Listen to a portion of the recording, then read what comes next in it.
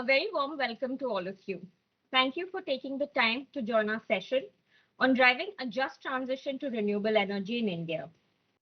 We will begin with a brief introduction that sets the context as to the need for embedding responsibility into our clean energy transition and how we can collectively envision that. This will be followed by what promises to be an exciting panel discussion with pioneering representatives from the sector, moderated by my colleague Saksham Nijhawan. We will conclude with Q&A, so please share your questions in the chat box. Rashmi Murli is our rapporteur for the session and Kriti Sharma is our chat moderator.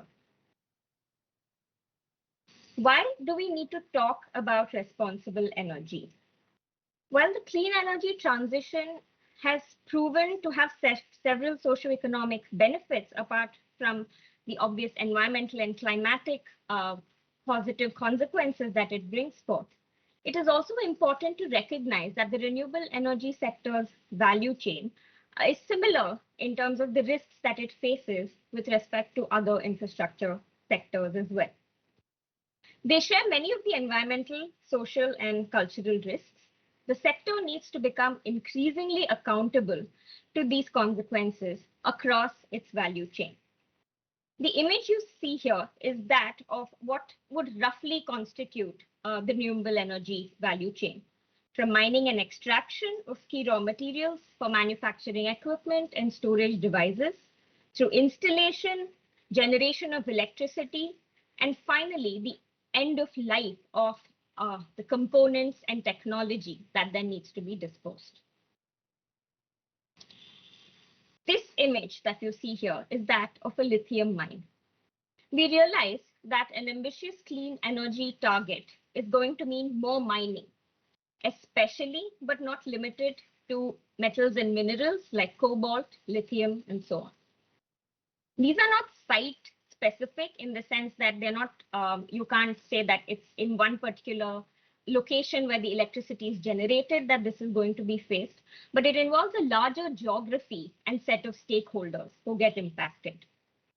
So how do we, in our various capacities, understand how negative impacts pertaining to mining affect our contribution to clean energy? Land use changes contribute to ecological vulnerabilities, especially during the construction and operation phase of the renewable energy installation.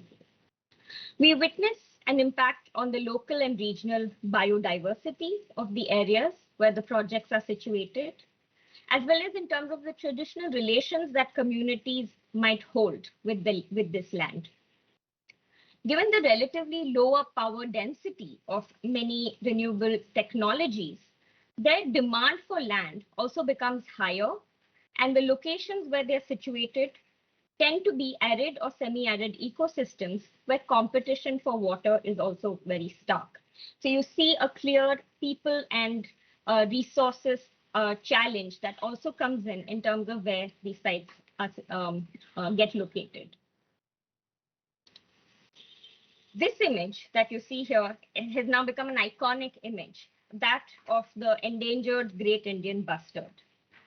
This critically endangered bird has been in the news recently because of a Supreme Court order where there was a renewable energy project in the site where this was, which is also the ecosystem where this bird resides, where the overlaying lines that have been put up there to transmit the electricity that is generated there has actually is in the flight path of these birds, resulting in a few fatalities.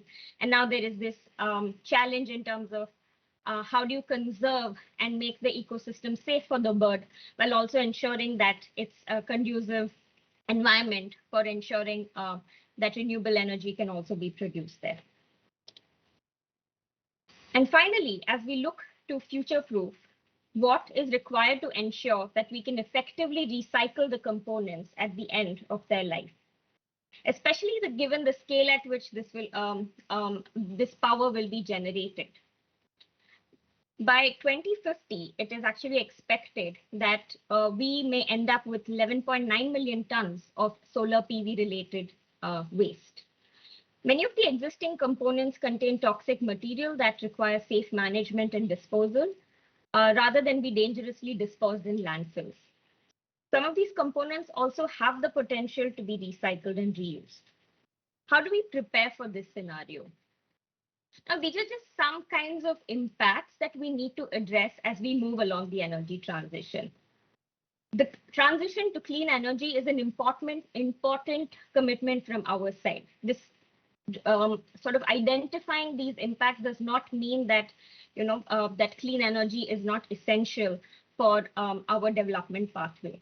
However, for us to ensure that we meet the clean energy transition goals, we need to put people and the planet at the heart of it for us to ensure that this does not repeat the mistakes of previous projects. For that, we need a just and regenerative approach. A just and regenerative approach recognizes these challenges and where we need to proactively repair and restore. It encourages us to ensure that we put more back into the natural and social systems from which we take out. It makes us recognize the interconnectedness of all natural systems, as well as the interdependence of the health of the planet with human well-being. It shows us to strive to shift on how value is created, as well as what is being valued, so that equity is built into the system while ensuring everyone's dignity and well-being. Specifically, this translates into minimizing impacts and incorporating restorative approaches into project design. It involves recognizing and respecting the rights of various stakeholders and ensuring violations to these are rectified. This can only be achieved through stronger accountability mechanisms that also involve meaningful engagement with stakeholders who tend to get marginalized by these processes. So what is the Responsible Energy Initiative? And these are some of the principles that we intend to espouse. The Responsible Energy Initiative aims to ensure that the pathways we choose to achieve the clean energy transition are in an environmentally regenerative and socially just manner. By collaborating with stakeholders across the clean energy value chain, the initiative hopes to contribute to creating a shared vision of responsibility and this responsibility towards the clean energy transition and the renewable energy value chain. Through the course of this project, we understood that we need to talk about a larger sphere of responsibility that compels stakeholders across the entire energy system to acknowledge the risks that the transition to this technology is susceptible to, and then be prepared to be able to respond to that. This requires a systemic understanding of the interrelationships and commitments to responsibility that are not just specific to a certain project or site where the energy is generated, but looking at the sector and the value chain in a more holistic and interrelated manner. The initiative includes multiple partners comprising of Forum for the Future, TERI, and WRI India, who are co-partners, who are supported by the expertise of Landesa, WWF, and the Business and Human Rights Resource Center. In March 2021, we launched the Call to Action report that outlined the landscape of clean energy transition in the Indian context, including the governance mechanisms and market potential that the sector holds, while gathering evidence on the nature of socio-environmental impacts that may impact the sector. Building from this report, we are now conducting an action inquiry with representatives of the clean energy value chain. This includes project developers, investors, equipment manufacturers, and researchers working to make the sector responsible from all angles and dimensions. The objectives of this action inquiry phase include creating a shared understanding of what the current challenges and opportunities are to improve responsibility in the sector, collaboratively developing a vision of the sector around principles of responsibility that key actors can commit to, and building hypotheses to translate these commitments to action and develop implementation plans around these. We are not against renewable energy transition, but the idea is to ensure that we do this by acknowledging the accountability and the responsibility that we all owe as important stakeholders in this transition. This is the context to today's discussion, where we will go deeper into the nuances of what a responsible renewable energy sector looks like and what we need to take us there. With this, I will now hand it over to Saksham to introduce the panel discussion. Thank you. And once again, please add your questions to the Q&A box. Thank you, Thera. And a very warm welcome to everyone. I'm really glad to be part of the WSTS 2022. Personally, I've been part of organizing it as an intern as well 10 years ago, and I'm really glad to be hosting a panel here as well. Thank you, Thera, for setting the context on why we need a just transition to renewable energy in India and globally as well. I'm sure that each one of you in the audience would agree that we as part of the renewable energy sector are poised uniquely to set norms that center the principles of justice, resilience, and equity across the value chain as the sector grows to become one of the largest sectors in India and globally as well. To dive deeper into how might we enable a deep transition, what challenges we might face in doing that, we've managed to bring together a panel with deep expertise on energy transitions, on ESG, on renewable financing, and with a keen eye on what is happening on ground as well. We will explore some of these questions with the panelists over the next 45 to 50 minutes or so. And we would also be happy to take questions from the audience in the last 20 minutes. While you're listening to the conversation, please feel free to type your answers in the chat box, type your questions in the chat box, and we will try to answer them as much as we can and as many as we can in this discussion. Before I begin, I would like to introduce myself and the panel. I am Saksham Javan. I work as a senior strategist at Forum for the Future, and I'm also part of the team at the Responsible Energy Initiative. In the panel today, we have Ritu Kumar, who is the Senior Director of Sustainability at the global PE firm, TPG. Ritu has deep knowledge and understanding of ESG issues in emerging markets and has worked in this area over the last 2 decades. I would also like to introduce Abhijit Agarwal, who leads the Sustainability and CSR vertical of Axis Bank. In his role, he focuses on expanding the bank's sustainability vision and action across a diverse range of areas. I'm also really glad to introduce Swaroop Banerjee, who is part of the corporate sustainability team at JSW Energy. He is responsible for sustainability-related initiatives, environment-related initiatives, and group assurance as well. We have Dini Lingaraj, who leads the sustainability charter of Wipro, and with his team, he leads the sustainability initiatives, collaborates with the industry and the government on various ecological, social, education, and community programs. And finally, but not least, I'm really glad to introduce Mayank Agarwal, who works as a contributing editor with WRI India. Mayank has been a journalist since 2005 and closely tracks India's energy transitions, changes in green laws, and has a keen eye on the intersection of environment, politics, business, and infrastructure. And I'm sure you would have read a lot of what Mayank writes about. It is truly a pleasure to have you all as part of the panel. And I'm sure we're going to have a really, really interesting and insightful discussion. To start off the panel, Mayank, I have a question for you, and we would really like to hear on what is happening on ground. You've extensively covered the energy space, and you brought out some really insightful stories from on ground. Would you like to speak a little bit about what are some of the impacts that you're seeing in the renewable energy space in India, and what are some of the stories that you've heard on ground? Good afternoon, everyone. Thank you, Saksham, for bringing me on the panel and starting with this question. Thank you, Uttara, for a wonderful slide, a wonderful presentation that you just made about how the responsible energy transition should be and what are the stages that are there. From my experience at WRI India, we have over the last 2 years, we have written over 150 articles on clean energy transition and the mining issues across the country. And to be honest, what in nutshell, I can say that what is happening on the ground is we are ending up repeating the same fossil fuel story.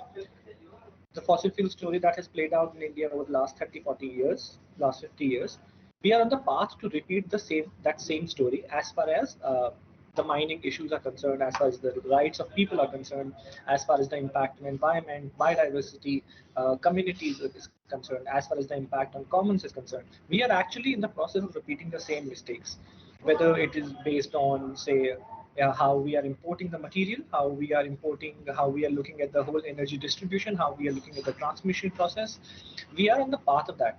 And here, it's such a scenario, a conversation about how we need to understand, how we need to ensure that the energy transition, the clean energy transition becomes a responsible one, becomes very crucial. So I'll give you an example. Over the last 2 days, we have released a package, a detailed story from Pavagada, which a couple of years ago, was touted as India's biggest solar park. So this project is operational now. However, if you go on the ground and if you see on the ground, it has had layers of impact on the society and the environment and the microenvironment in the area. I'll start from just listing out a few examples. If you look at Pavagada now, people who gave away their lands on lease. So in this project, the land was not acquired. Farmers were brought on board for the lease. They became leaseholders, like they gave their land on lease. But if you look at that, somehow they were not able to that impact. They were not able to see the impact, and now people who gave their land for 2100 megawatt project, they do not get electricity for 24 hours. Every day they have power cuts for 10 hours, 10 to 12 hours. So you gave the land for a project which is going to serve electricity for somebody sitting hundreds of kilometers away, and the power going to the grid, but they are not getting the power. Then if you look at people who were promised jobs, the only jobs that they have got so far are either daily wage, mechanics, or guards. Then you look at women. Women, like while men got the money, and now a lot of men studies are being done, which shows that men are sitting idle or enjoying the money or invested or doing things, but women are still forced to work in other agriculture farms, and so much so that they have to now travel a little more, a little further away to actually become part of the livelihood options. They are not even allowed in any entry inside the parks as well. When I come to the biodiversity, if you look at the biodiversity angle, a lot of scientists or a lot of organizations backed by both private and government sectors, those programs or those studies are showing that had an impact on the microclimate of the area. It has had an impact on the mammals, on the bird population, on the pollinators, which is impacting agriculture and other natural ecosystems around the area. That is true. And then, if you look at the overall impact, what scientists or what the government officers are now talking about is this: that there needs to be a program which can actually bring or take people together and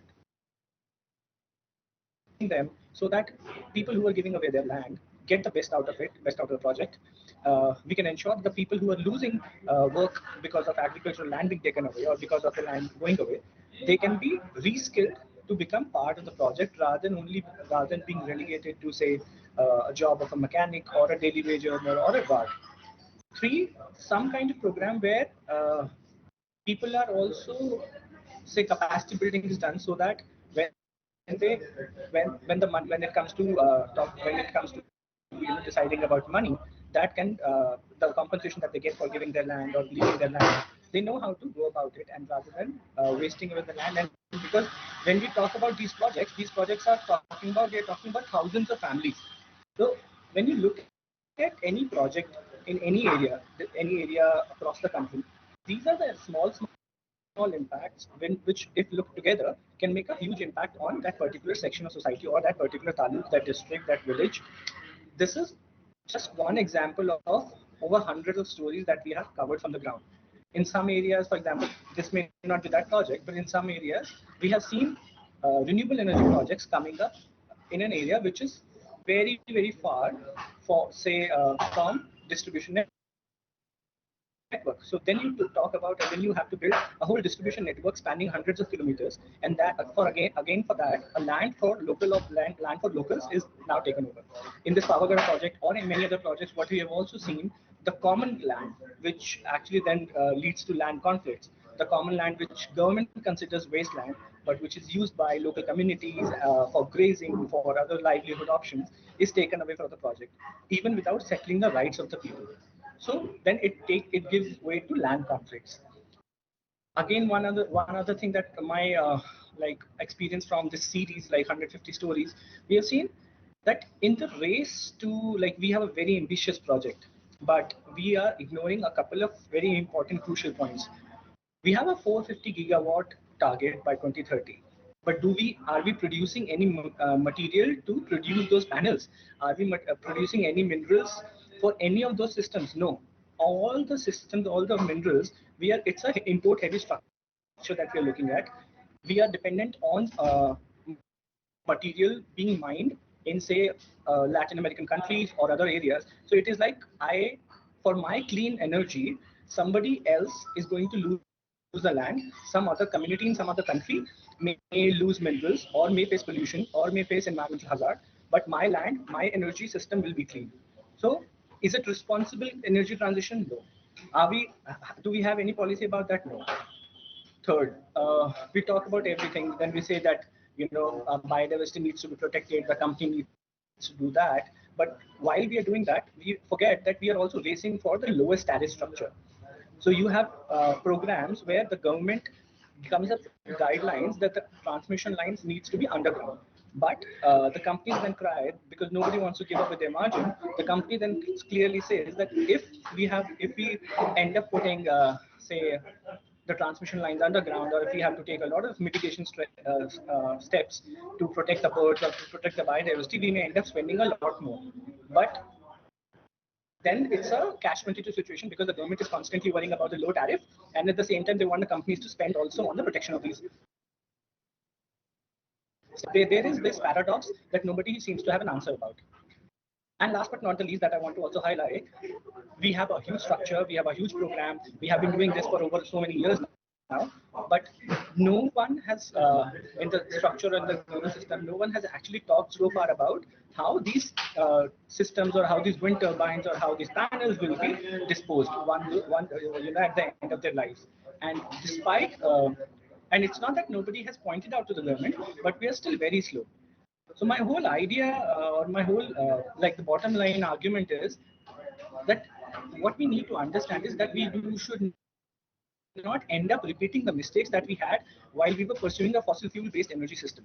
We need to learn from it. We also need to learn. It's not that one solution fits all, but we can learn from a lot of other economies. We can learn from our own experience and make the changes now, rather than taking the decision at the 11th hour and making those decisions at that time.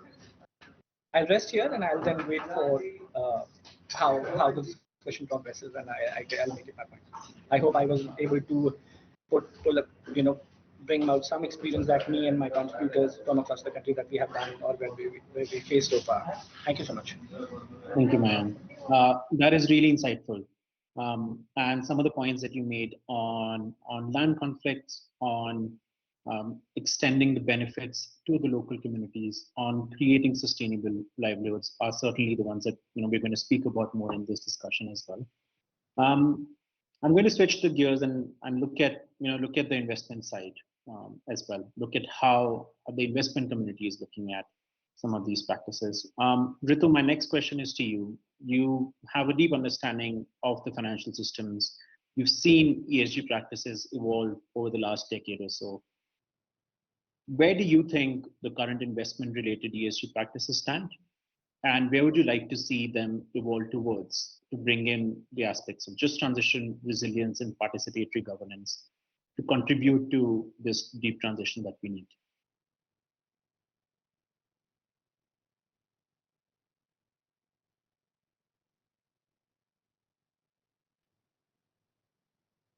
Ritu, can you hear me, or are you having some internet trouble? I was on mute. Sorry, I was on mute. Can you hear me now? Yes, yes. Yeah, sorry. I was just saying that before I answer your question directly, I just want to say that I agree with what Mayank has said in his last point, that we should not repeat the mistakes that have been made with respect to other infrastructure, fossil fuels-based huge projects related to land, related to communities, working conditions. And I see this as an opportunity to actually correct those mistakes. So I just wanted to say that upfront. Thank you. Going back to your question, what from an investor perspective, we have ESG, we have frameworks of ESG standards that have been in existence for a long time. The IFC performance standards, for example, the ILO standards. So the standards exist. I think what we need to do now is, and I'm speaking now from an investor perspective as well, is that we cannot view these ESG standards simply as a risk mitigation tool. I think what we need to do, and I would say that we do need to comply. We absolutely need to comply with environmental social regulations. That is a foregone conclusion. But we also need to use ESG as a tool for better business performance. So that it adds value, it adds to the brand, it attracts investors, and most importantly, it acts as a differentiator, so that it can also add to the financial bottom line. It can add to your brand equity, so it will attract investors. So I think that I have seen that shift from an investor perspective, that we need to move away from seeing ESG simply as a risk mitigation tool to a value add tool as well. So that is one thing I wanted to say up front. In the case coming to renewable energy, which is intrinsically green, and there is a perception that because it is green, because it reduces, because it does not emit greenhouse gases, it is all benign and kind and good.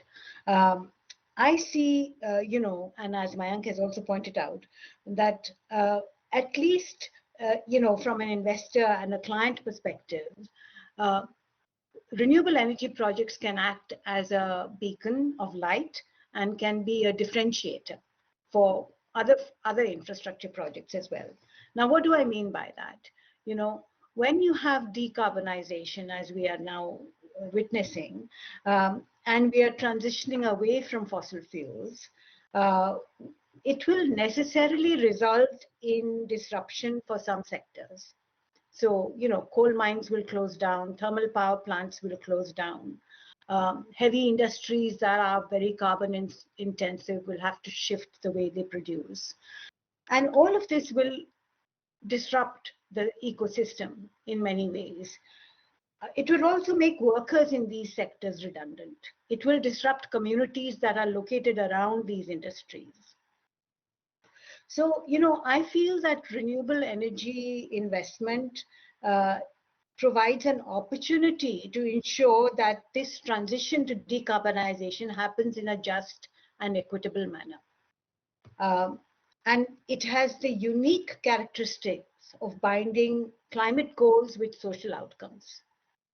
Now, I think the challenge for us as renewable energy investors or developers is to make sure that we see this link and we exploit it. So there are several, aspects to this just transition, and I won't go into details for all of them, but I would like to highlight a few that also touch upon the challenges that Mayank mentioned in his intervention. So one is, respect for labor standards and human rights. We have seen in the past few months, a number of NGOs, civil society organizations have raised the issue of disrespect for human rights in the solar supply chains, for example. So, we need to make sure that this, that any renewable energy project or investment that we make respects labor standards. So you can follow the ILO labor standards, for example, make sure that working conditions, there are no human rights violations, there's no forced labor, workers are paid the right wages, etc., etc. So that is one thing. The second thing is community renewal and regional development. So, this is an opportunity for us to locate renewable energy projects in those areas that are suffering the consequences of decarbonization. So, I don't know if there is a coal mine in Dhanbad that is closing down, maybe, and maybe there is an opportunity to set up a renewable energy project in that area so that you can provide job opportunities to local communities who have been disrupted by this closing down of the mine. This is just an example. And then, related to that is reskilling. So, and regional development. So, workers that have been put out of work could be provided with skilling opportunities, and you can tie up with the green skills program that the government in India has initiated to make sure that you reskill workers, provide them with the job opportunities, and pay special attention to vulnerable groups, women, youth, disabilities, etc. So I think renewable energy projects have a great opportunity to do that. And then, of course, the point again that they should provide an opportunity to local communities to participate in the project and to benefit from the outcomes of it. So, as Mayank said, very often, power projects are located in one area, but the communities don't have access to power. So, when you're setting up a renewable energy project, a solar power plant in a certain area, you can actually develop community programs that provide some sort of participatory governance mechanisms for local communities to benefit from these projects as well. And, there is, most countries, any large infrastructure projects have community development programs. So I think we need to make sure that we use this opportunity to actually redress that issue that Mayank mentioned.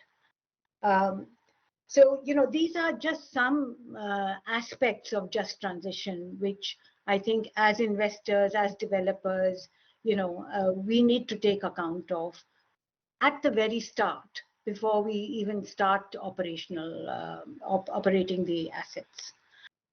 None of this is new, I have to say.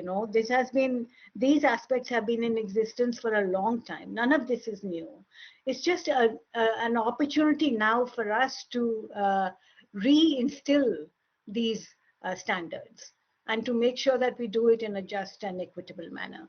There are many examples of it already. The Spanish government has actually come up with a just transition strategy where they have just transition agreements, which and they invite tenders for projects, renewable energy projects, which have to meet these criteria. And the projects are awarded on these criteria. So it has become a crucial aspect. The Climate Action 100 Plus initiative has included just transition as one of the 8 areas in the carbon zero net zero benchmarks that they have. So investors are taking cognition of this, civil societies and governments are as well. So I think we need to be aware of what's happening in the rest of the world as well. So I'll stop there. Thank you, Ritu. I really like one of the points that you made in terms of, having resilient workforce, having thriving communities are quite critical to resilient operations as well. And thus, they mean they're safer for investments, they offer better long-term returns, and they increase the operational life of renewable power plants as well. There are a few points in there that I will come back to you once I've asked everyone a question as well in terms of what roles do we see other stakeholders play as well. But looking at a developer's perspective, and so my next question would be to you. A lot of these issues we are speaking about, they're not easily tackled by one organization or one developer. You have to raise investments. You also have to deliver them on time. And with your experience, you spent years in sustainability consulting, and now with one of the fastest emerging renewable developers in India.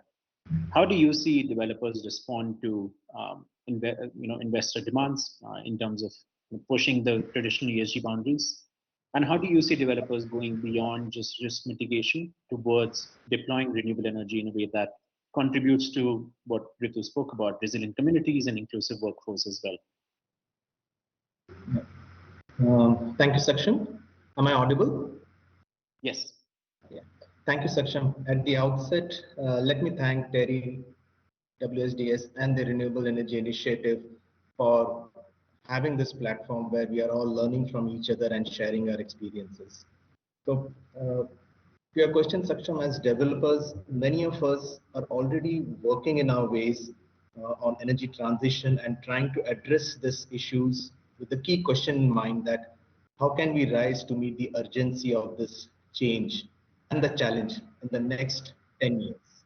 That's the decade that we have got with us. We share this reality because it is this decade which is the pivotal time in the history, and it is a time when many possibilities are open for us, but the window of opportunity is narrowing down. And this realization amongst the developers is challenging us to think more creatively about how we can be more effective and how we can fundamentally adjust to the ways of working.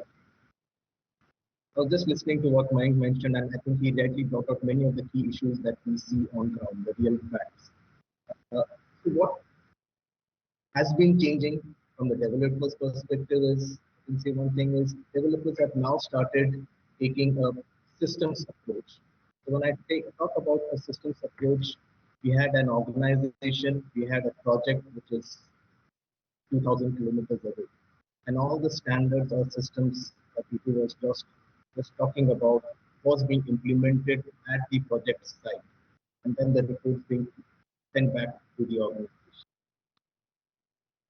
So when we look at this, does that mean that the ESG requirements or the sustainability requirements have been embedded in the organization, or it's at the project site where it is getting implemented, monitored, or that's the focus? I think rather than addressing each requirement of the investors or the compliance requirements, the change that has come in that is coming is the developers now are now integrating these things into their business systems and processes. The developers are creating sustainability visions that guide their social, ethical, and environmental responsibility. They are taking the accountability into the business. That means deploying this vision may vary the scale, but the ultimate goal of energy transition remains. With this, the organizations are taking internal and aggressive, bold targets, and externally talking about bold commitments. When they are actually talking about bold commitments externally, again, the responsibility and accountability is being taken up by the organizations, and they are not talking about it or showing it to the world. Let's talk to some of the examples. The first is like some of the developers are talking about net zero commitments.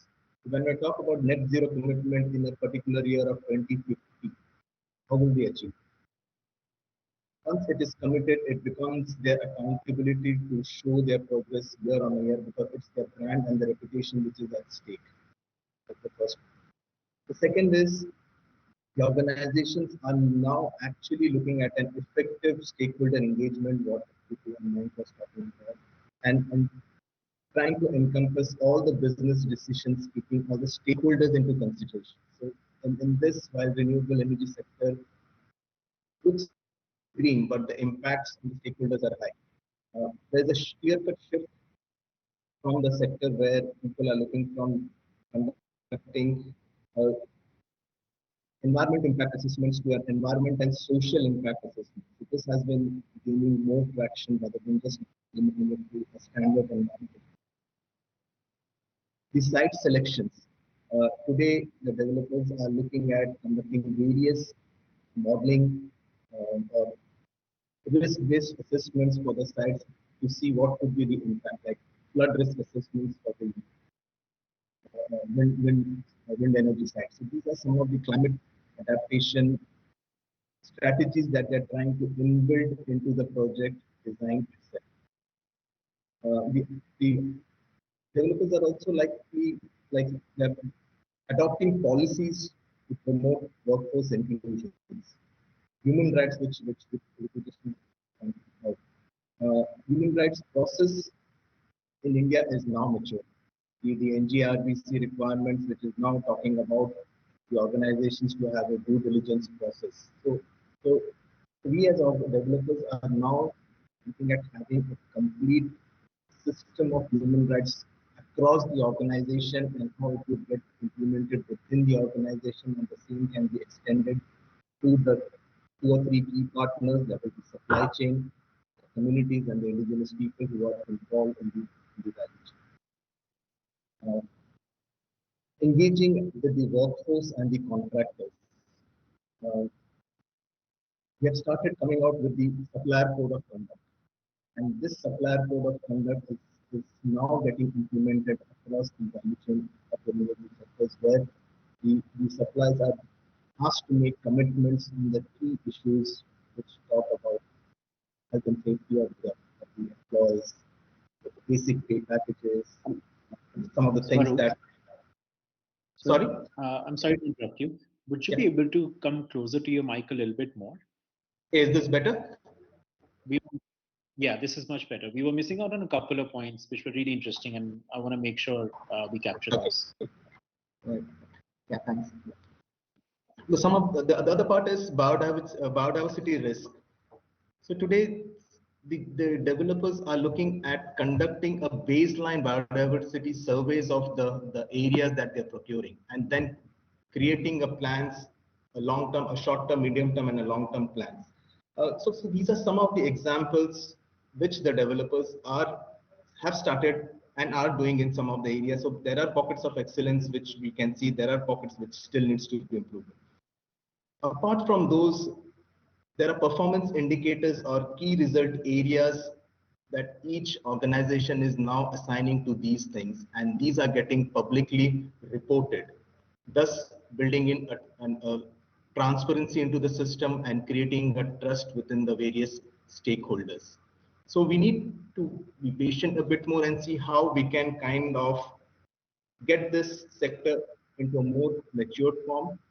But one key thing that Mayank highlighted is about the issues which are still prevalent with respect to the handling of the waste, and that is where we feel that participatory governance approach with the suppliers of these equipments, how we can work with them to see the end of life waste that gets generated out of this, it can be disposed of in an eco-friendly manner.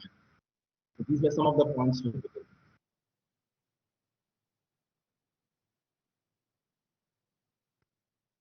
Thank you, Swaroop. This is really helpful to know.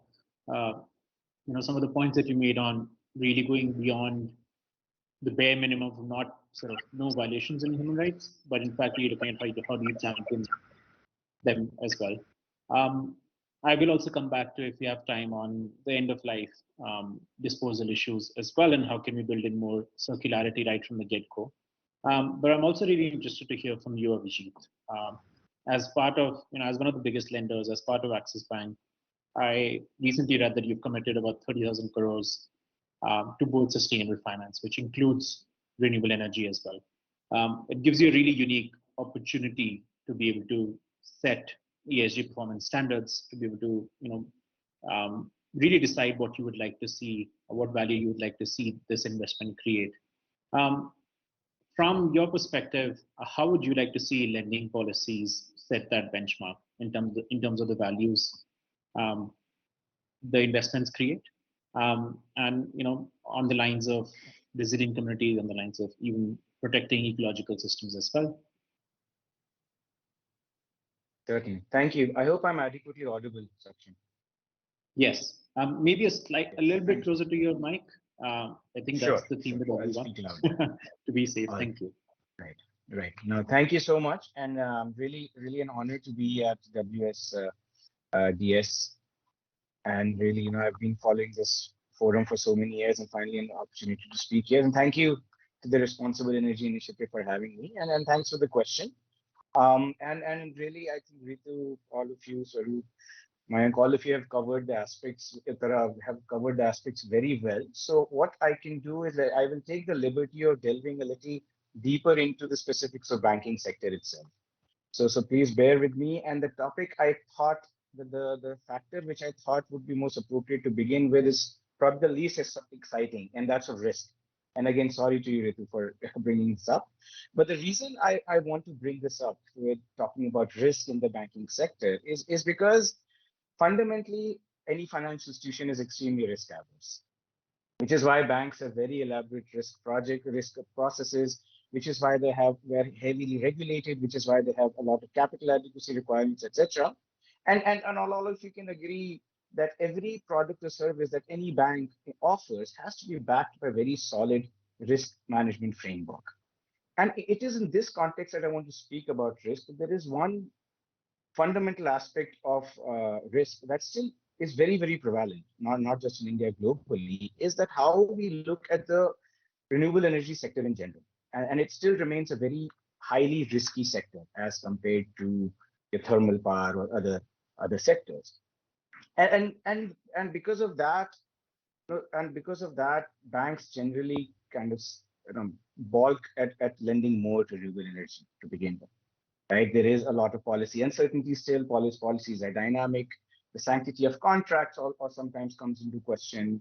There is lack of clarity of ROIs. For any banker, I think an ROI is a very, very key word. And when there's no sanctity there, so obviously it comes into question. And secondly, then the risk systems which the banks have in place have been around for decades, and they've been tested and tried, and there's a lot of data backing those up, which is why banks will still prefer to fund thermal as opposed to renewable energy. And to put it very mildly, and I'm sorry, I'm putting my risk management hat on as a banker, is that any new factor, when we talk about equity, when we talk about inclusion, anything that adds another layer of a factor to a renewable energy project will really scare a banking sector's risk management. Right, so, but this is where the context I wanted to set, because what follows, is something completely different. Because there's a big change that is happening, is that all of us are now aware that the risk spectrum is rising, and in banks in India are recognizing that. We are aware of risks related to climate. We are aware of risks related to society. We are aware of a lot of other tangible and intangible risks, which I'm happy to say that these Indian banks are now very actively talking about and beginning to integrate into their risk frameworks. Right? Like I mentioned, their current frameworks are decades old. They've been very painstakingly built. And like I said, they've been backed by data. So really for Indian banks to really shift in this direction of revisiting some of their risk management frameworks, their models, their stress testing, for example, I think that's a big positive in itself. Right. And I think this is where we see the opportunity that, again, the renewable energy sector, there's an opportunity for it to be made more inclusive and more equitable, which is what we're all talking about here. So I think that's a big plus. Now we do see banks adopting the IFC performance standards, for example. We do see banks talking about ILO performance standards. There's a lot of guidelines now which Indian banks, you will hear a lot more talk about. I mean, the regulators themselves are talking about these. Right. Of course, there's a long way to go still. I think in terms of good governance, in terms of disclosures, banks and so Indian banks, there's a lot of ground to cover still in terms of disclosures and other factors. But I think there's a good positive sign that's happening there. There's another two factors which I thought would make sense to bring up here, and that is of time and competition. I want to talk about time because the banking sector, the time is a very, very sensitive thing. That bankers would prefer to keep the amount of time it takes from a proposal to the time that they sanction a loan. It should be minimal. And when there are no benchmarks around that, so then typically the longer a proposal stretches, right? It will not. It will. So there's a lot of opposition from the business teams. There's a lot of opposition of risk. In general, it doesn't go down too well. And this is where I'm coming from, that any new factor that comes in, that any new variable that gets included into how, say, even the renewable energy project gets assessed, generally there is a pushback. But that being said, and that is where the competition aspect comes in. That, like I said, because there's no level playing field, there's a lot of different systems, there's a lot of different ESG variables that banks are adopting. There is no common benchmarks, and which is where the spirit of the competition comes in. So really, banks are, I mean, there's a lot of competition, and which is where I think this is where the first opportunity lies, that with the regulators, with the policymakers, that there's an opportunity for India to have those minimum performance benchmarks, whether it's not just for renewable energy, but perhaps for every sector. That if banks can adopt across the board, then really I think it will add a lot of value to how they assess projects, and really speeding up how they're lending to the renewable energy and the other new economy sectors. And this is where I think, so some of you may be aware that the Ministry of Finance has a task force on sustainable finance, which has been in place since last year, and SEBI and RBI, they're parts of that. And there's a lot of discussion happening to develop a taxonomy on sustainable finance for India. And I dare say that inclusive, what we're talking about here, a just transition, would feature and would have factored with that. So we will have to wait for the taxonomies to come out, but I'll stick my neck out and say that we may find some element of just transition, but I think that's something to look forward to. The third aspect I want to point out that, that what everyone has been referring to here, and what Uttara started with, that all of us are very used to hearing about the renewable energy sector as really the elixir for for climate action. I mean, if we just spend more and more on renewable energy, if we just build more solar power plants, more wind power plants, I mean, we will in the next 20, 30, 40 years, we'll probably solve the climate crisis. But I mean, that's a general thought, and that's how governments also talk. I mean, if you see India's renewable energy target, it's all there. But now, as all of us are recognizing that there are inherent risks in these projects.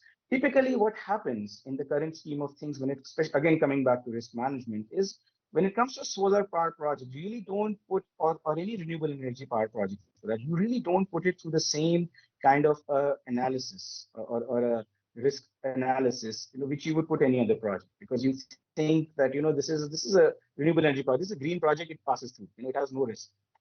But now we are not in that stage, and I think this is what brings me to the most important point I wanted to make, is that I feel what I'm seeing in my view is, now we're finally seeing the renewable energy sector move to the second level of its life cycle, if I can say. It's reaching the certain level of maturity where all stakeholders, banks, investors, developers, we are able to recognize the risks better, so that we are in a position to mitigate them better. And really, I think that augurs well for the entire ecosystem. And really, that will also, and if we're able to understand these sectors better, we'll also be able to incentivize capital flow. These were my thoughts. Thank you. Thank you, Vijay. Again, there's some really useful points that you've made. One, in terms of, which I really agree is, trying to set a common benchmark and bring that spirit of competition and use it in the right manner as well. Also be looking at, how do we strike the right balance between the pace of deployment that's needed, but also ensuring that these principles are brought into every aspect of decision making and operation as well. And I agree too. We're at the right level of maturity where we need to start having these conversations as well. I will, I would also like to know, Denny, from you, from a buyer perspective. Wipro is one of the leaders in renewable procurement. If I'm not wrong, your Bangalore campus procures about 90% of your total electricity from renewable sources, and you're trying to do the same with other campuses as well. How do you see buyers working with developers to bring these principles to life through their supply chains, through transparency, through building better accountability mechanisms as well? Sure. Thank you, Saksham, and WTS for the opportunity to give our views here. So I think in the RE space, right? So I would say these are, relatively still early years in terms of understanding the entire space, right? So there are so many issues, topics, risks, and all which we have discussed here in this forum. Fundamentally, RE projects typically we have through, I would say broadly, two ways of procuring, right? One is through a PPA mode, with power purchase agreement with the producer. And second would be a group captive model where we are co-investors in the project, right? And both these models essentially are, I would say, long gestation projects. PPA typically can be short term, but typically you enter into at least 3 to 4 years, 5 years contract. Group captive traditionally are at least 15 years or more, up to 20 years in most cases. So in that sense, the fact that these are long running projects inherently have a kind of a social environmental risk for even the buyers, right? So this is a new frame. So typically when you're procuring, if you look at a procurement perspective, you are just trying to procure a product and purchase a service or a product, right? But these are essentially long gestation projects, and any risks in the production of these renewable energy can have a direct or indirect reputational risk to purchases as well, right? So one thing clearly we are seeing is that our stakeholders, key stakeholders, whether it's investors or customers, so we have a global customer across many countries, even employees, right? They would like to understand how, as a responsible corporation, what are we doing in terms of procurement, right? So while we focus on some of the core issues where there are social risks, renewable energy is a new space, and I think this needs to be also addressed very closely. Traditionally, when you begin a project, like as my colleagues in the panel mentioned, there is a SEI, a social environmental impact assessment, at the beginning of the project, but that is done once when you start the project. But I think what clearly is a need is to understand how the project is impacting the local community, local stakeholders over the period of time, right? So it's not just one point assessment at a point in time, but over the period of the project, 3 years down the line, 5 years down the line, 10 years down the line, how is the project impacting the local community? So I think, so clearly there is, I would say, importance as well as a place for buyers to engage with producers to have a continuing engagement of what's happening in the community, right? And I think that only can be done by a joint program with the producers to understand how are the stakeholders impacted on the ground, is there any issues of exclusion, how do you build trust and accountability with stakeholders on the ground, right? So many of these things are emerging, and I think it's important for buyers to engage with producers, with communities on what's happening, right? And fundamentally, what we are seeing is that so while we are more project specific, right? So, but also I think there are a lot larger, I would say, sectoral issues, right? Where also I think we can play a part, right? If you look at the just transition aspect, right? Globally, the International Energy Agency says that we will create 15 million new jobs in renewable projects, and 5 million jobs will be lost in the fossil fuel energy. But I'm not sure. These could be global numbers, but it will play very differently in different geographies and economies, right? For example, India, we will see a lot of impact because most of you could say the fossil fuel jobs are in the eastern parts of the country or the northeastern parts of the country. But we don't see so many renewable energy projects there.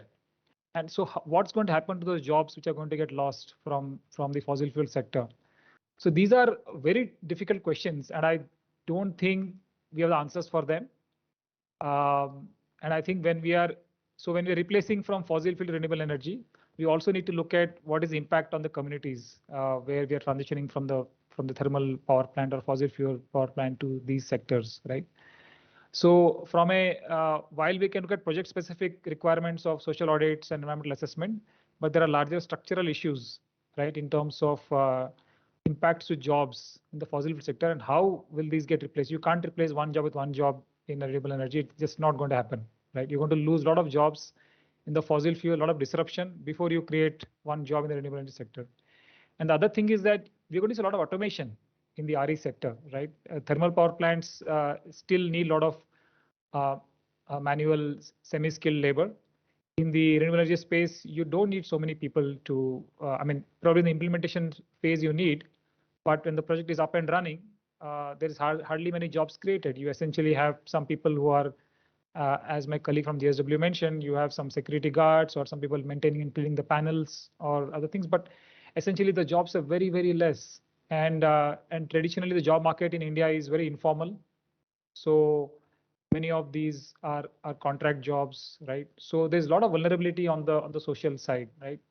And we are just trying to look at some of the issues, and they're not still coming out in the open. And I think unless we handle the transition of this shift from fossil fuel to renewables very carefully, we're going to see a lot of disruptions in the societal, in the communities where these projects are happening, right? Another point I wanted to talk about is that we intend to engage with producers more closely. We intend to incorporate RE projects as part of our social audits, regular social audits, which we will do every year or every 2-3 years, to help us understand what are the issues on the ground and how do we engage with producers. We don't have the answers, but we will engage with producers and communities to have a dialogue and understand how can we look at such issues.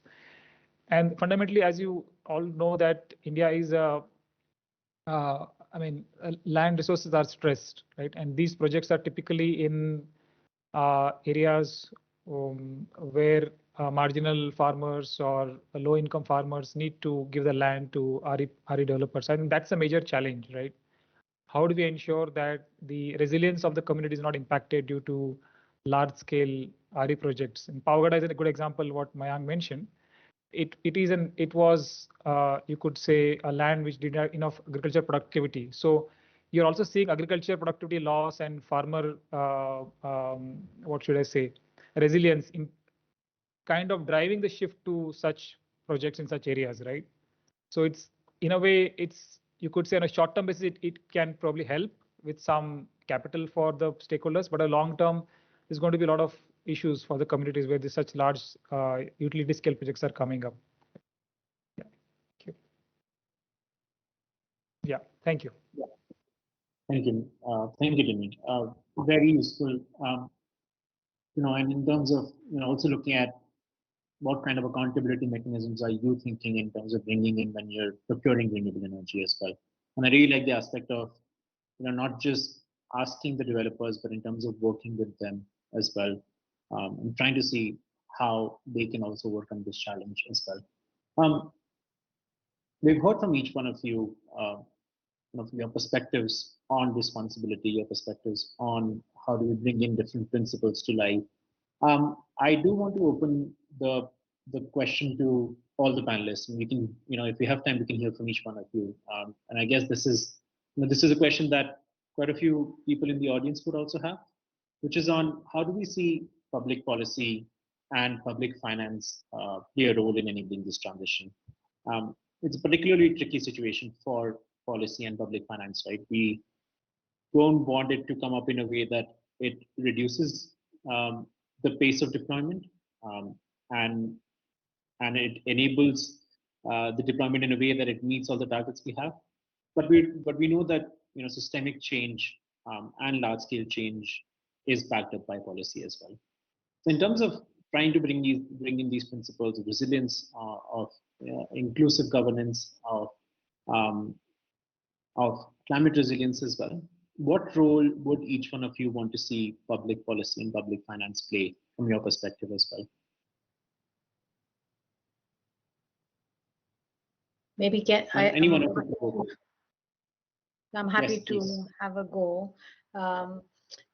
I think, and this is something which Dini said, which is so key, and which I also mentioned in my remarks, is that one of the disruptions of decarbonization is going to be unemployment. And in India, it's going to be bigger than anywhere else.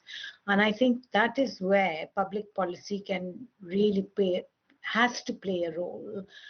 I know in some other countries, for example, there is a coalition that has set up a just transition fund. Government has set up a just transition fund to deploy additional funding for disrupted communities, for people who've got unemployed, for reskilling. And I think, that is where government can play a really good role, because it's not something that private investors can do on their own.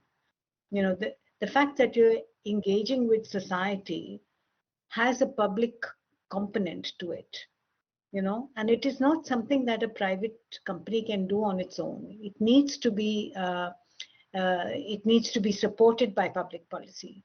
And maybe the government needs to lay down the criteria for renewable energy projects, which make it mandatory to to ensure to some extent that those that have suffered as a consequence of the decarbonization process are actually brought into the fold.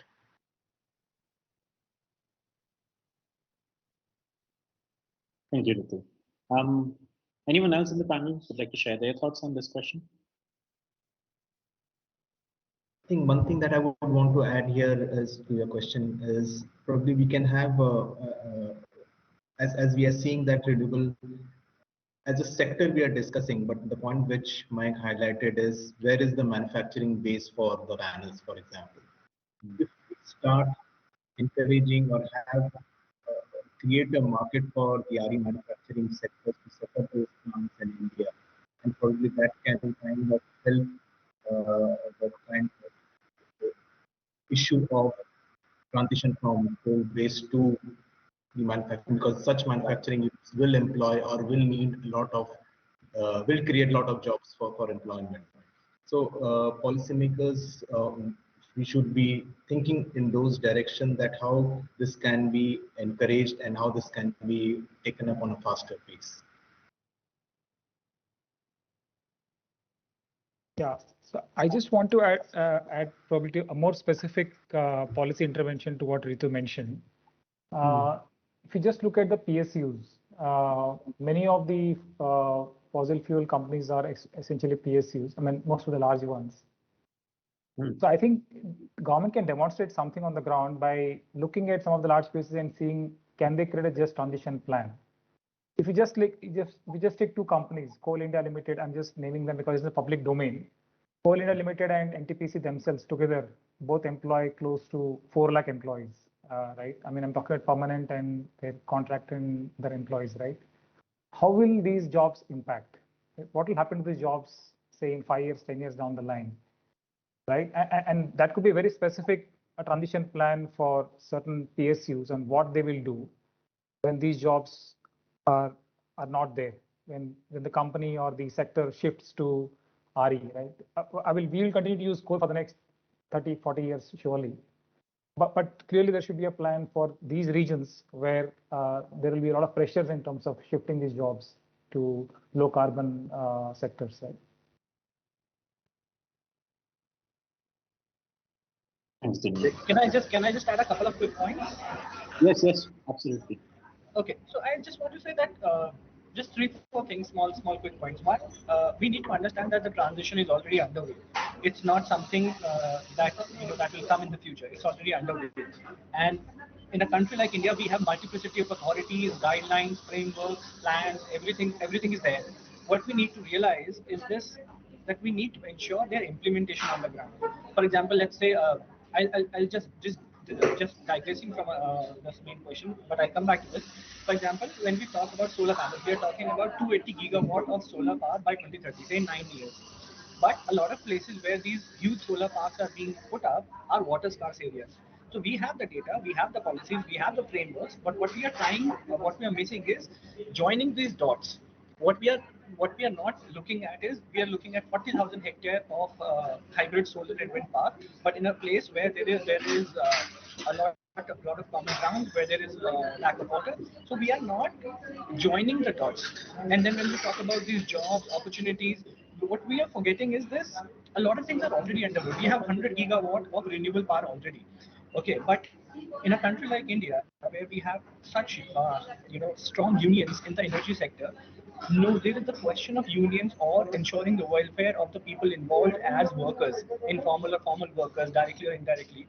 That question is not even getting the center stage. I remember during my conversation with a lot of companies involved while doing these stories, the question was entirely dismissed. While we see in a country like US, which is already doing a lot of renewable, the whole election was fought on the issue of creating unions in the renewable energy sector. So when we talk about the whole when we say that Eastern India is Eastern and Central India is coal, fossil fuel energy based energy projects, while the Western and the Southern, have the majority of the renewable energy sector. In that context, what we are forgetting is that what we need is skill specific plans, gender specific plans, region specific plans. We also need to understand and join the dots as far as different policies are concerned. So what I want from the government perspective or the stakeholders, we need to come together on one platform and have a proper framework, a proper plan which join all these dots. Otherwise, what we'll continue doing is ad hocism, where we like some issue or some case comes up and we try and find an answer for that while we ignore the others. What we are missing is a comprehensive answer to the energy transition question, whether it is from the perspective of gender, water, environment, biodiversity, finance, site-specific issue, all these things. That is something that we are entirely missing, and that is what I will say, that we need a holistic, comprehensive answer to these questions together. Otherwise, we'll continue just chasing one tiger after another and one issue after another. If I may add. Yes, Abhijit. Yeah. So I think one aspect that I just wanted to touch upon is the point of decentralization of renewable energy power. So what we are getting to here and what we are seeing is we always hear about ultra mega power projects, UMPPs. But if you see India's statistics in terms of what we be able to achieve, say in terms of say microgrids or rooftop solar or biogas, small village level biogas, I mean it's been dismal. And I think if we talk about equity or I think and inclusivity, I think these are very valid small projects which I think somewhere we are missing the boat on. And maybe it's the inability of mainstream banks to provide finance or the inability of the networking issue, the net metering issues. There's so many issues. So I think that is where that's one aspect I feel gets lost out when we talk about these UMPPs. Is the smaller aspects of renewables.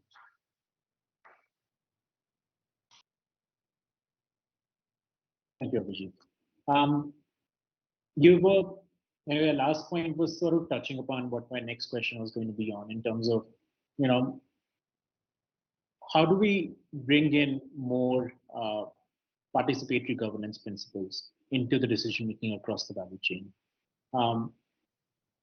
We're not saying that each and every decision has to be made in a way that we're consulting about 100 stakeholders, but there are governance principles and guidelines in place, and something, and even the ambition that we're trying to push towards is that how do we not just consider communities as beneficiaries or even as suppliers of land, but really looking at how do we bring them in as part of participatory decision making as well. The same applies for communities that might have to give up their land or even participate as part of the workforce as well. I was wondering, from each one of your experience, what are some of those participatory governance principles that you'd like to see across the value chain and in terms of decision making as well? There might be some examples, and we could push them further towards making them truly participatory as well. And is there something that you're seeing on ground where you see sort of some hopes of these happening as well, some aspects of these coming to light as well? I'll give you a very small example. Can I go? Yes, ma'am.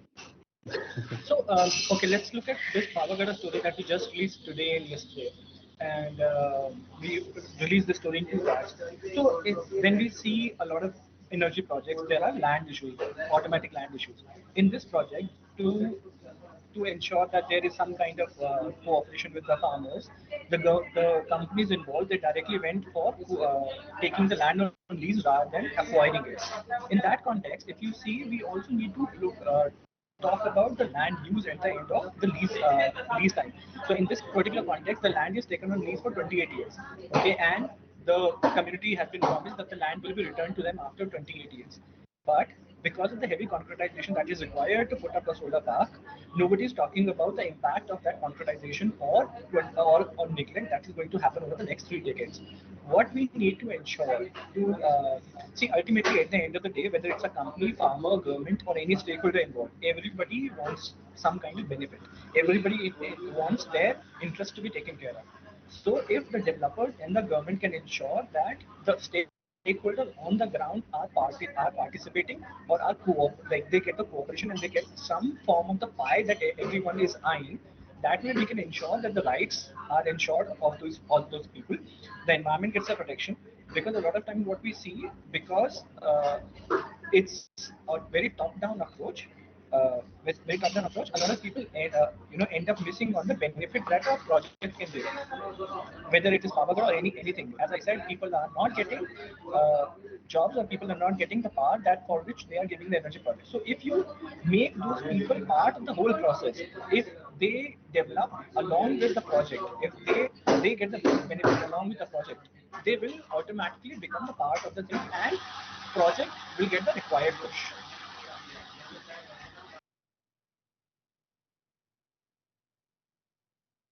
Yeah, Saksham, we are sorry.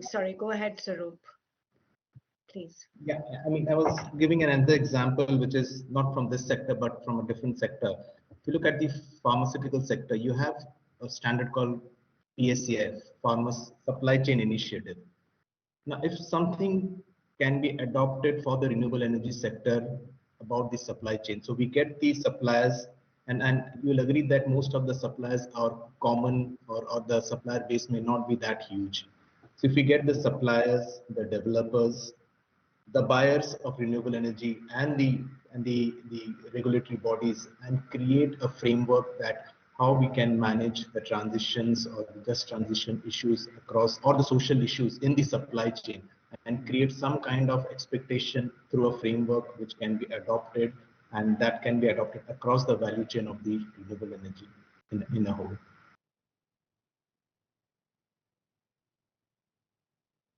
Thank you, sir. Yeah, I just wanted to add that, in my experience, and we've been doing this for a long time now, the frameworks exist, frameworks for participatory governance, for stakeholder engagement. The IFC has very detailed, very comprehensive frameworks. These frameworks exist. I think the main issue is implementation. It is, and the will to implement in the right way. So we can tweak some of the frameworks that already exist to include things that Swaroop has just mentioned, but I don't think there is a need to reinvent the wheel. About the frameworks. It is really the will to implement. And to do it in the right way. To me, that is the main issue.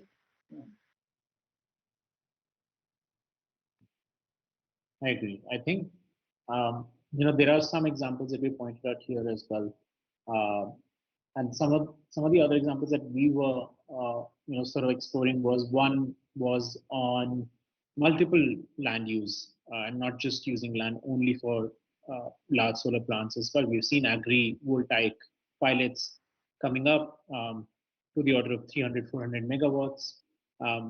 We've also seen multiple land use in terms of land for grazing, growing shade-friendly vegetables as well. And those are some of the examples that are pointing towards, trying to bring in these principles as well, on how communities are not completely stripped of their land, yet be able to, we might be able to offer better uses of the same land as well.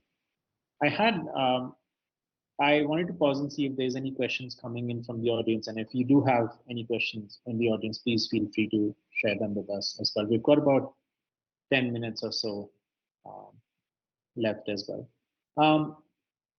I do have another question in terms of, looking at the softer aspects of social inclusion, of gender justice, of climate resilience as well. Renewable energy plays a really, really important role in mitigating carbon emissions, and we do really need to see renewables scale up at the pace that we set for ourselves as well. But even in terms of, not just looking at climate action in terms of mitigation, but really looking at the adaptation aspect as well, on how do we bring in those softer aspects into our work of providing more opportunities to women in terms of participating, not just in decision making, but as part of the workforce as well. Looking at how do we bring in some of the marginalized voices into part of our discussions as well. I was wondering if any one of you has any thoughts on, what might be some of the ways that we can start to experiment with? What might be some of the ways that you all have tried in here, and how might we be able to look at formalizing them as well, so that that can really become a benchmark for others to follow too? Maybe if I can just share an example from Axis Bank, and it's from another sector, but it may find relevance here. So bank has an affordable housing product. It's a retail product for affordable housing for the economically weaker sections. We have a commitment. We have a 3 to 4 year commitment of incremental lending, and one of the commitments under it is how do we have more women borrowers. So what that means is that the home loan, affordable housing home loan, is taken in the name of a woman. And somewhere, I feel that it finds relevance, and this could be explored in this space as well. Where can we look at more contracts in which there are more women who are signing? We already know that, especially in rural India, the women are the key to the household. I mean, in our society in general. I mean, they are the caretakers of the family. They fetch water. They take care of the cattle when the husbands are away. They take care of the children. So somewhere I feel, I think there's an opportunity there to have more women come and be signatory, and maybe developers can insist, or even buyers can insist that we must have that as a clause. Yeah, maybe I can give another example, which actually had mixed results. It was an interesting case. So, when I used to work at CDC before I joined TPG. And, CDC, as you all might know, have set up the IANA renewable platform in India, renewable solar platform in India. So as part of our community initiative, development initiative there, we decided to do a reskilling program and training mainly women from the local community around the solar park in Andhra Pradesh on renewable energy job skills. So, could be plumbers, insulators, technicians. And we worked closely together with SEWA, which is the women's self-employed women's association in India. We got about 100 people in the training program, of which almost 80% were women. And the women performed incredibly well. They were the toppers in the whole training program. So we trained all these women, and on these, renewable energy jobs, a variety of them. And we then went to the asset owners in the solar park and said, would you employ these women? You will not believe it. Not even 5 women got employment on these, in the sector. And there were a variety of reasons for that. Of course, some was the family of the women's families held back. They said that they can't, wouldn't allow the women to go and work, that this was a man's job, or the asset owners themselves, the companies themselves felt that there was a security risk if they had women. So, it is, so in a sense, we accomplished what we wanted to do, but we could not get most of these women into employment.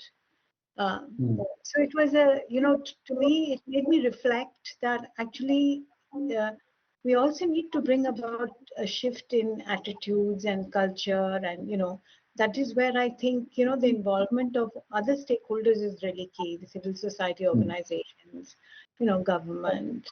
So it's a very complex issue, but I wouldn't say it should deter us from doing it. We should continue, but we also need to bring about this shift in mindset. I hear you, Ritu, and I believe too that sort of the shift in mindset is not only and these are some of the issues that are not only part of the renewable energy sector themselves, and that's why we really need to collaborate with, like you said, civil society, even community level interventions as well, in terms of how do we create a mindset of women are equally good, or even, like you said, better than men at executing some of these jobs. I mean, they did great. They performed. They were excellent. They got top marks. Mm-hmm. Thank you. I'm conscious that we've only got about 4 minutes left, and I would also like to share sort of do a quick brief concluding as well. But I was wondering, Swaroop, Abhijit, Dini, from your perspective, do you have any thoughts to share on the aspect of social inclusion, on resilience, on climate adaptation as well, when it comes to the role renewable energy can play? I think I'll just the gender equality or the social inclusion aspect that we are just currently discussing. I remember there's a framework that, again, I will talk about framework. People may say that there are existing frameworks, but the point here is at the national level, if we have a framework, not only for Nepal has a framework, I believe, which is a gender equality and social inclusion framework for its development partners. On the similar lines, if we can develop something which may be specific to a renewable energy sector or maybe across the sectors, and this can be integrated into the project design cycle and operationalizing it at the inception stage itself. But the expectations would be clearly drafted and then operationalizing it through integrating in the project cycle could be one thought that comes to my mind. Thank you, Swaroop. Yeah, I just wanted to point out or emphasize the point that especially these projects, right, which are essentially long gestation projects, right, the onus on participative mechanisms of finding issues and suggesting solutions, whether it's embedding equity issues, embedding gender equity issues or inclusion issues.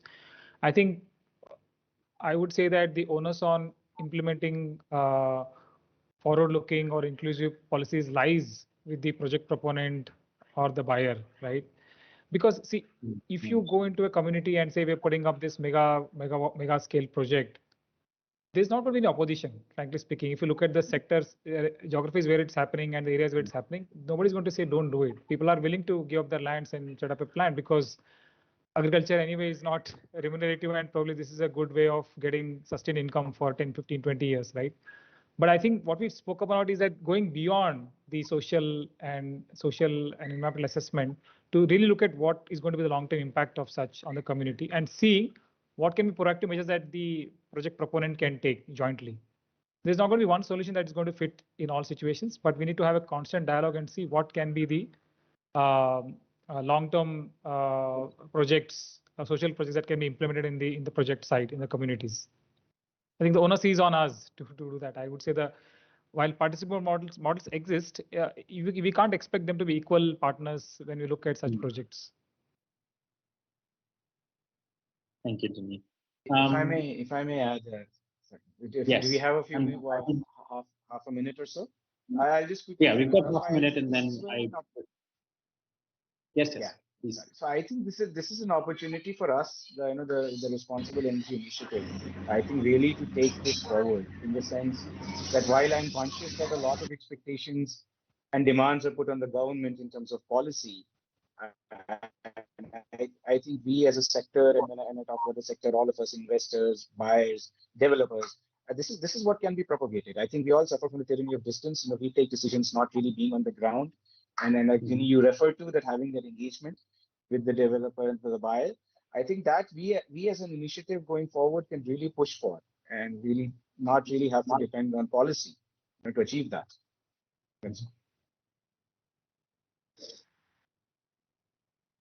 Thank you.